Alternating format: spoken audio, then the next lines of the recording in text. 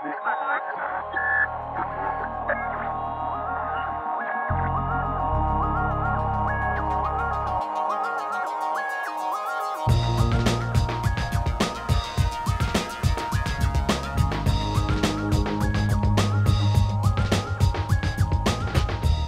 and welcome to the 5th of 6 short films in which we explore the topic of freelancing.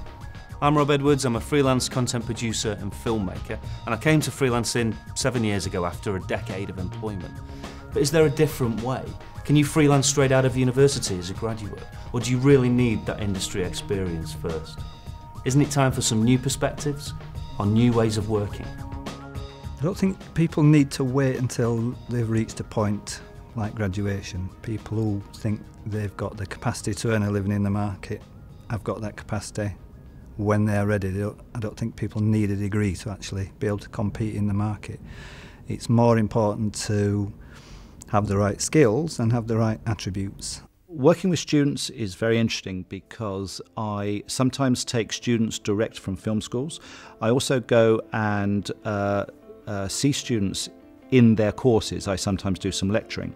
It's very interesting to see that some students want to go into staff jobs, others aren't so sure, and it's interesting to try and advise them into the areas whether or not they should be going into freelance or staff jobs.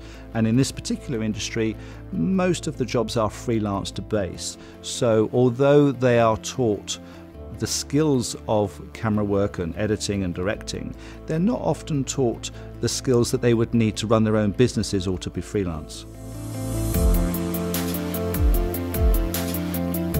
There are now over 1 million unemployed 18 to 24-year-olds. Do they all have to apply for the same jobs, or can they find their own clients, make their own way, and set up their own freelance businesses?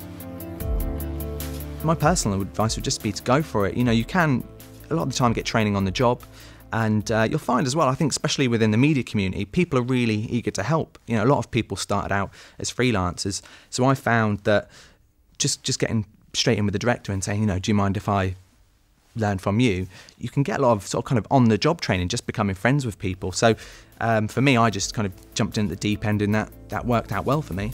3 things that I would suggest to students who are thinking about embarking on a career as a freelancer. Book your diary up with networking events. You can never know too many people. That's how you'll find your work. Second thing I would say is train yourself never to be afraid to ask for the right price. A lot of people find it difficult early on to set the right fee. Sometimes it sounds a lot of money, sometimes it is a lot of money. Clients know the going rate.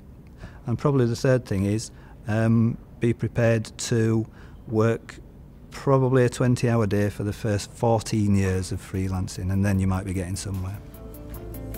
My top 3 tips for someone leaving university or film school and going straight into the freelance community would be 1, get advice from a bank manager on how to run a business. It would also be to take advice from seasoned professionals in their chosen industry. Talk to them. Find out what the problems they had, learn from their mistakes.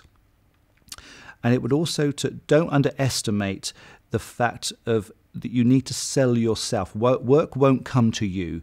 You need to go and get work. You've got to show that not only you can do the job, that you can fit in with the work community, and that people will like you. If people like you and you can do the job and you're the right price, you'll get the work. So freelancing can be for all. It's not something that you have to come to later on in life. With the correct mix of skills, motivation and entrepreneurial spirit, you can build a freelance career at any time. Join us next time on National Freelancers Day, when we summarise all the findings from this series into one final film. We hope to see you there on the 21st of November. We've explored many different aspects of freelancing, but we're not finished yet.